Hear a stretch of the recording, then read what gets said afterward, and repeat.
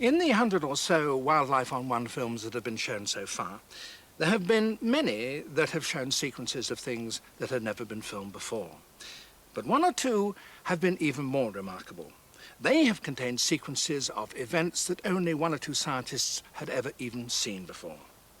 When Richard Brock and Hugh Miles set out to make a film about the ostrich, scientists were still rather puzzled as to how it was male ostriches often appeared with flocks of young, and quite well-grown young at that, 20 or 30 strong. How could they get together such big flocks? One or two scientists said they had seen it happen. Hugh Miles filmed it. Watch. Imagine you're a chick. You've been trying to break out of the egg for many hours, and at last, your first view